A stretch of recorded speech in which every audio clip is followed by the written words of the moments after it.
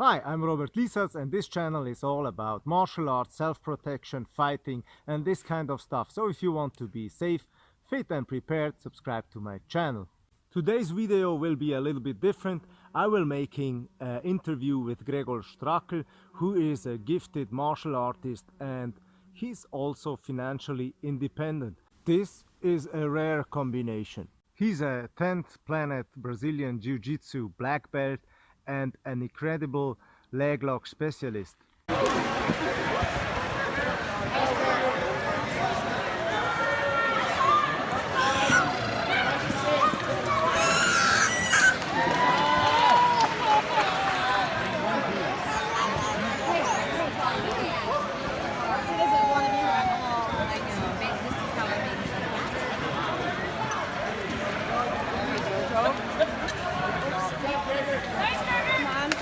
In this interview we will touch on many interesting topics, for instance how to be successful in real life, this means in the corporate world, as well as on the mat, in the ring or in the octagon. Then we will discuss what makes a good coach and how he is approaching his coaching. So check out this video. You can find Gregor Štrakl at grappleforsuccess.com. The 4 is written with a number, not with a word, and he has also a cool YouTube channel.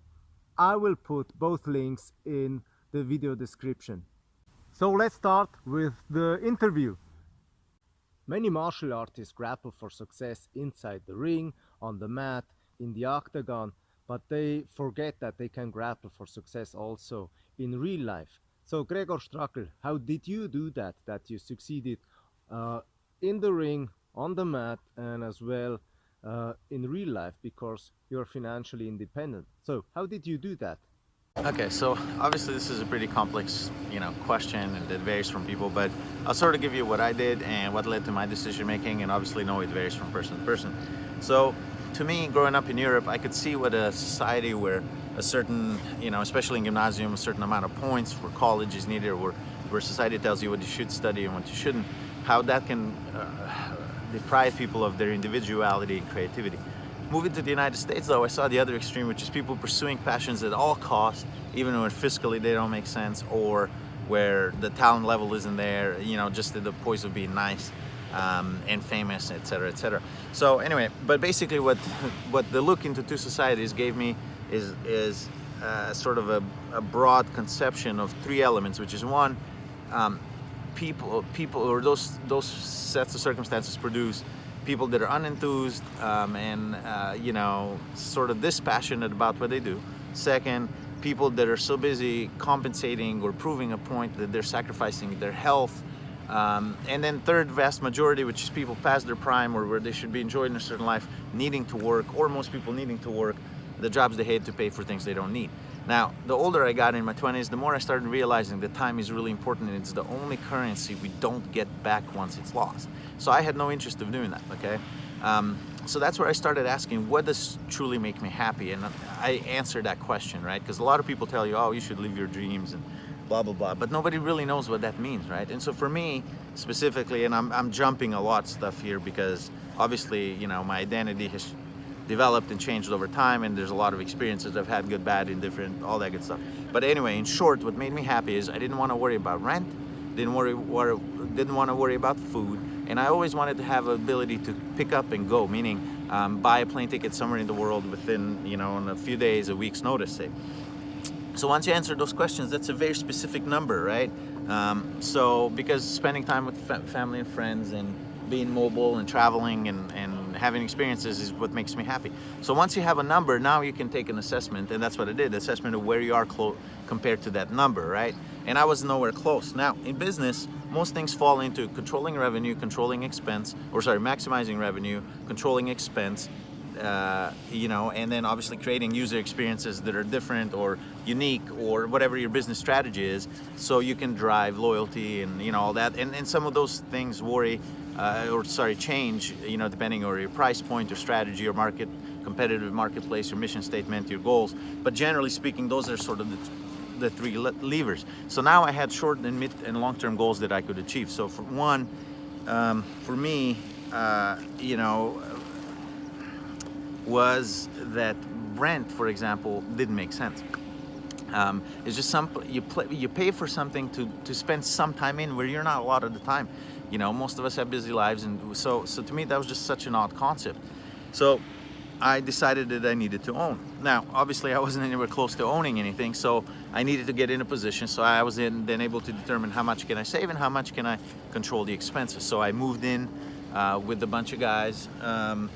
You know, I had roommates, which is late in my 20s, but it served a goal, so I was able to survive that. Second, I also knew that I am an active person. I always wanted to work, but I wanted to work or I wanted to do something that made me happy, right? So I knew I had an affinity for martial arts, but there would be a certain degree of proficiency that I would have to develop that would get me there, that would allow me to maybe do that, and knowing that also it may not work out. So, so I knew I needed savings, I needed to control the expenses. I also drove the same car for 9 years. It was the laughing stock of the workforce, but you know, it's what happened. And also because I was late in my 20s, I didn't really want roommates. So, you know, I used all the excuse to train and travel on that. Also, I knew I needed to make some sort of, you know, money that would make money, right? Because if you're always trading your time for your salary, then you're never really free. If you work 40 hours a week plus commute plus, you know, then you really just have vacation. So I didn't have interest in doing that either. So to me, rent didn't make sense, but real estate did. So because I wanted to buy something, you know, I started studying real estate, and people will criticize or whatever. But for me, if you don't put all eggs in your one basket, if you look at real estate as a long-term investment, right? You know, 2008 crash, real estate prices go down, but 10 years later or 11 years later, they're back up somewhere close. So if not all your eggs are in one basket, real estate as a long-term investment makes sense, right? So that's what I did. I bought a little place, and then, you know, started learning about tax benefits and tax shelters and things like that. And then I moved into a bigger place and sold, and you know, did a bunch of things, but had something that then was able to turn into a rental that now generates income, right?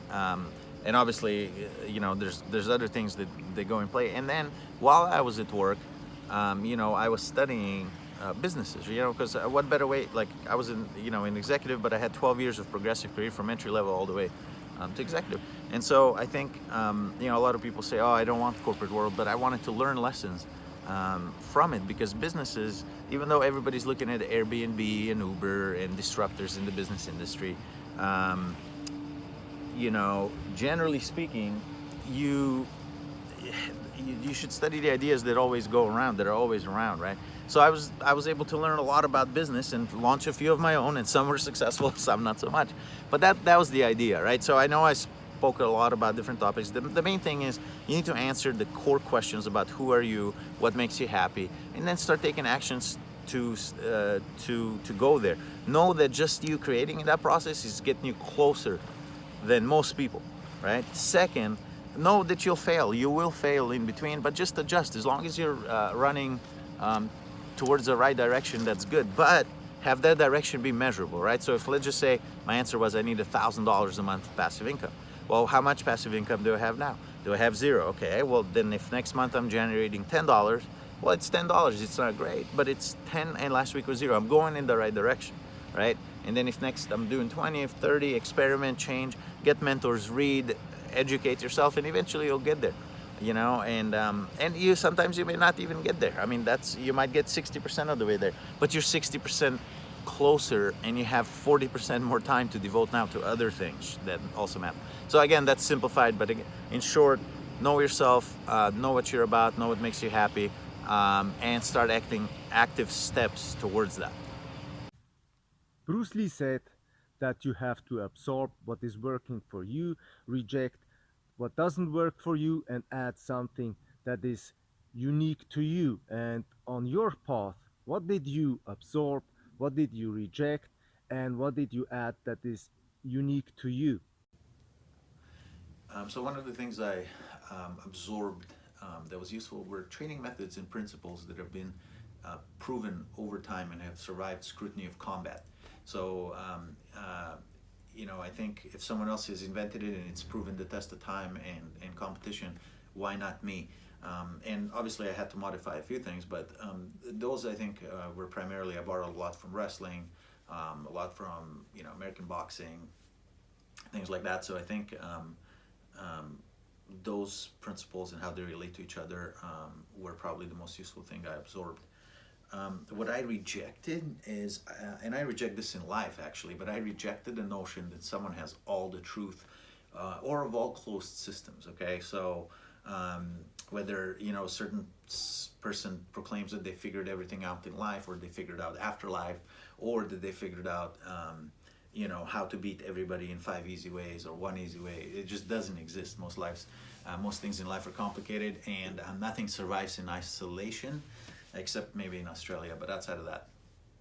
So, you know, I think in martial arts, that's so common. We sometimes hold on to, you know, what our master did, or what our great grandmaster did, and some of the things become legends, and now they're told as truth. And, you know, reality, and this is what I enjoy about grappling and mixed martial arts, is that they're easily testable. If it doesn't work, it doesn't work. You know, and sometimes people say, you know, well, we don't compete, but it's like the same as a plank. I think I heard Bas Rutten say this story.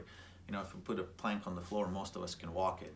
But if you put that same plank above 2 skyscrapers, now the things become extremely, you know, more difficult. Even though you're basically doing the same thing, you know. So people say, oh, I don't compete or I don't fight because, you know, in a self-defense situation, you know, there's certain things that aren't allowed. Well, that's true, and I think you should practice close to reality. It is also true that in competition, your performance should be easily adapted to it, because you're only constricted to a few techniques.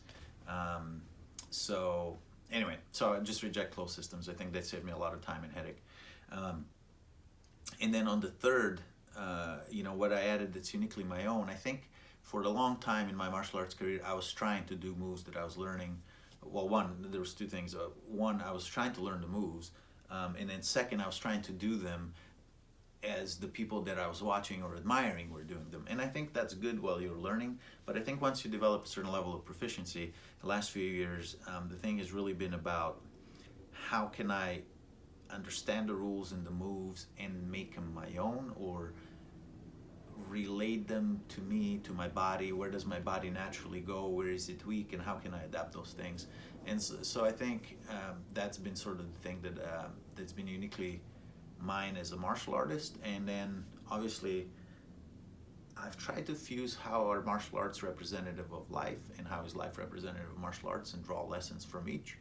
Because fundamentally, I do think that being a successful martial artist also means being a successful human being, and being a successful human being makes you a successful martial artist, because there's so many more lessons that occur that are just more than just combat. It's understanding of us, understanding of students, others, society in general, the bonds we form, the community we form. So I think those things would be the ones that are uniquely my own.